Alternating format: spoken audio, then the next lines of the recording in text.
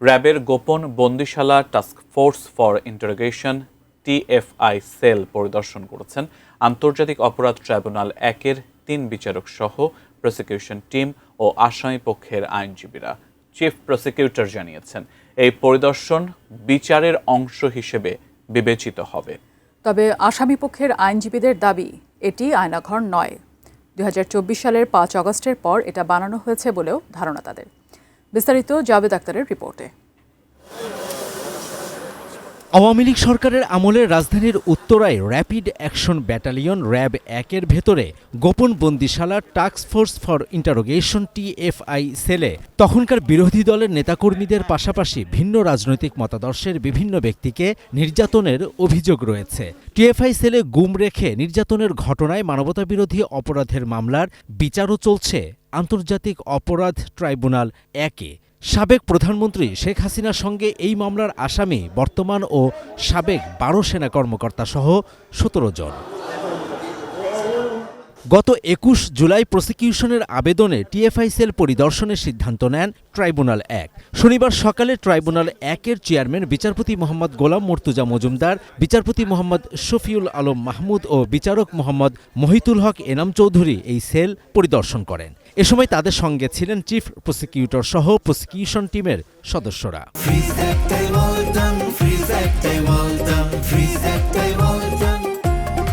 তারা সরজমিনে পরিদর্শন করে গেছেন, তারা একটা মেমোরান্ডাম প্রস্তুত করবেন এবং সেটি আমাদের বিচারের পার্ট অফ রেকর্ড হিসেবে গণ্য হবে।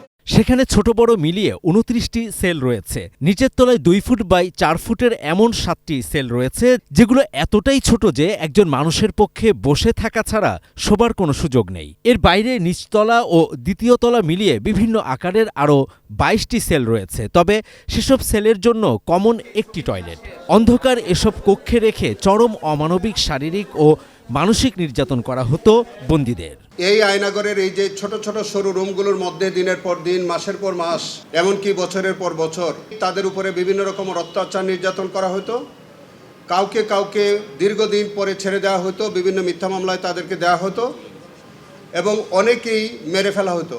চিফ প্রসিকিউটর জানান, বিএনপি নেতা ইলিয়াস আলী মোল্লা সহ গুমের শিকার 250 জনের খোঁজ এখনো পাওয়া যায়নি। তার মধ্যে ইলিয়াস আলী, সুমন সহ এরকম অনেকেই আছেন। আজকের মাননীয় স্বরাষ্ট্রমন্ত্রী জনাব সালাউদ্দিন আহমেদকে এই র্যাব 1-এর আজকের যে আয়নাগর, সেখানে কোনো একটি কামরায় তাকেও রাখা হয়েছে এবং পরবর্তীতে ভারতে নিয়ে তাকে ছেড়ে দেওয়া হয়েছে।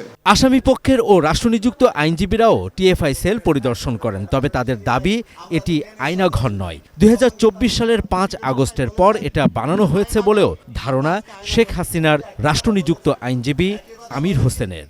টিএফআই আবারও বলছি যে concept is not a place এবং RAB was not responsible for that. 24 ঘন্টার মধ্যে যদি কাউকে চালান দিতে আমাদের যেই 10 জন আসামি ব্যর্থ হয়, তাহলে এটা ডিপার্টমেন্টাল প্রসিডিউর হবে। আদৌ আইসিটিতে পড়ে কিনা এটা একটা বড় প্রশ্ন আপনাদের সামনে রেখে যাচ্ছি। যে জিনিসটা দেখেছি কথিত আয়নাঘর নামে, আমি একজন ডিফেন্সের লয়ার হিসেবে আমি মনে করি এটা আফটার থট। এই ঘটনার পরবর্তীতে এরকম কিছু তৈরি করা হয়েছে। আগামী শনিবার একইভাবে ডিজিএফআই পরিচালিত বন্দিশালা জয়েন্ট ইন্টারোগেশন সেল জেআইসির আয়নাঘর পরিদর্শন করা হবে। এগুলো ভেঙে দেখলাম ভিতরে এরকম রুম আছে। Javed Akhtar, ATN news, Dhaka.